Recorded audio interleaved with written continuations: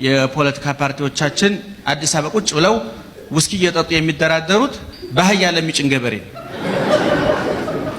እነሱ የቱርክ ጫማ አድርገው ስብሰባ ተቀምጠው የሚወራጩት ባዶ እግሩን ለሚሄድ ገበሬ ነው። ኢትዮጵያ ውስጥ የፖለቲካ ፓርቲ መሪ ከመሆን የበለጠ አሳፋሪ የለም። የረሃብተኛ ልጅ አባት ከመሆን ምክንያቱም ወይ ሌላ ርዕስ ገባው እንዴ?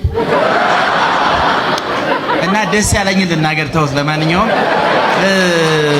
ርዕሰ መስተዳድሩ አቶ ሙስጠፋ የሉም ተብሏል። አንዱ ደስ ያለኝ በመገኘታቸው፣ አንዱ ደስ ያለኝ አሁን ባለመኖራቸው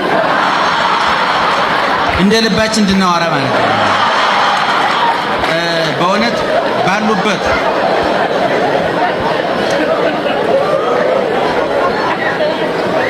ስጨርሱ ንገሩ። እሺ በእውነት እንደው እዚህ እንኳን እንሳቅ። የሚያስቅ ነገር እኮ ጠፋ። እውነት መከራ እየዘነበብን ያለን ሰዎች በእውነት በጣም ጀግና ህዝብ ነው የኢትዮጵያ ህዝብ። እየራበው ሁሉ ይስቃል፣ እየተበደለ ይስቃል፣ እየተበደለ ይስቃልና የህዳር አህያ ላብራራና ወደ ሐሳቤ ልግባ። በገጠር ለጭነት የሚያገለግለው አህያ ነውና ህዳር ማለት ታህሳስ ማለት በገጠር ያዝመራ ወቅት ነው እና በዛ ወቅት እኔ አህያ ቢኖረኝ ወይም እሱ አህያ ቢኖረው በሌላ ቀን እባክህን አህያህን አውሰኝ ይባላል።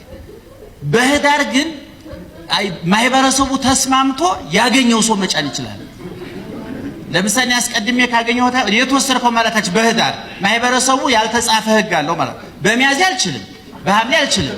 እኔ በእውነት ህዝባችን ይሄ ቅዱስ ህዝብ ይሄ ዋህ ህዝብ እንደ ህዳር እንደው አህያ ማለት ቢከብደኝ ልበለው እንደ ህዳር አህያ ማንም አይጫነን።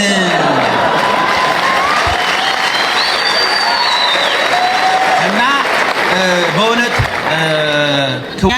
እኔ ያስተላልፏቸውን መልእክቶች ፖለቲከኞቻችን እንደው ጽፈው በገጠር እዛ አንገት ላይ የሚደረግ ህፃናት እናቶች ታውቃላችሁ አሰፍታችሁ የምታደርጉ ምንድነው? እኔ አውቀዋለሁኝ እዚህ ማብራራት ስለሌለብኝ ነው። ያ ውስጡ ያለው የእግዚአብሔር ስም ነው።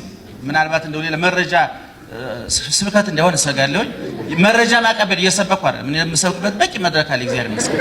እና ያ ውስጡ ያለው የእግዚአብሔር ስም በተለያየ በዕብራይስጥ በግሪክ የእግዚአብሔር ስም ተጽፎበት የእግዚአብሔር ስም ኃይል ያደርጋል። እዛ ውስጥ አለ። ህፃናት አንገት ላይ ይታሰራል። እኔ እንደዚህ አይነት ንግግሮች በክታብ መልክ ተዘጋጅተው በፖለቲከኞቹ አንገት ላይ ቢታሰር በእውነት ከብዙ መንፈስ ጠብቃቸው ብዬ አስባለሁ።